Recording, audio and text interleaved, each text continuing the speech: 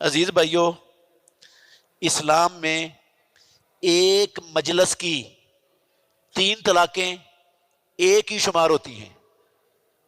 اسلام میں ایک مجلس کی 3 طلاقیں ایک ہی شمار ہوتی ہیں۔ اور میں آپ سے ایک سوال کروں گا، مجھے بتائیے کہ ایک طرف تو عمر کا حکم ہو، ایک طرف کائنات کے امام کا حکم ہو، حکم کس کا چلے گا؟ کائنات کے امام کا، محمد صلی اللہ علیہ وسلم کا حکم چلے گا۔ اور سیدنا ابو بکر کے زمانے میں اسی طرح ہوتا تھا، 3 طلاقیں ایک ہی شمار کی جاتی تھیں، اور عمر نے ایک مجبوری سے کیا، رضی اللہ تعالی عنہ نے اس فیصلے سے رجوع بھی کیا۔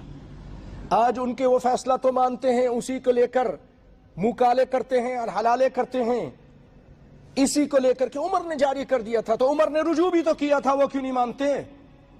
لیکن شریعت، اصل جو شریعت ہوتی ہے وہ رسول اللہ صلی اللہ علیہ وآلہ وسلم کی ہوتی ہے۔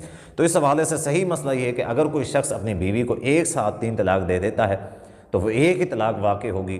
عدت کے دوران اگر وہ رجوع کر لیتا ہے تو رجوع کر سکتا ہے۔ ان کا فتویٰ صحیح تھا، اس میں امت کا اختلاف ہے، لیکن اگر قرآن کی روشنی میں دیکھیں گے تو 3 طلاق ایک ساتھ میں بھی دیں گے تو ایک ہی ہوتی ہے۔ یہ حضرت عمر میں اللہ بھی پلیز رضی اللہ عنہ، وہ محمد صلی اللہ علیہ وسلم نے جو کہا اس کے اوپر نہیں ہے، اسی لیے ہمیں بات ماننا چاہیے قرآن اور اللہ کے رسول کی۔ اصل مسئلہ یہی ہے کہ 3 طلاقیں ایک ہی ہیں، تاکہ عمر فاروق کے دور میں ایک قانون بنا تھا، وہ قانون لوگوں کو سنت پہ لانے کے لیے تھا، آج ہم نے بالکل ہی بدل دیا، اس قانون کو دین سمجھنے لگ گئے، لہٰذا ضرورت ہے اس چیز کی کہ ہم دوبارہ اصل مسئلے جو ہمارے دین نے بیان کیا اس کی طرف آئیں۔ اب یہ لوگ کہہ رہے ہیں کہ وہ ٹائم فریم کو سائڈ میں رکھو، اگر 3 دے دیے تو ہو گئی، 3 دے دی تو ہو گئی، ٹھیک ہے نا؟ تو تمہارے دینے سے تمہارے باپ کا راج ہے، تم نے خود قرآن لکھا تھا یا تم خود خدا بنے ہوئے ہو کسی کی زندگی کا فیصلہ کرنے کے لیے؟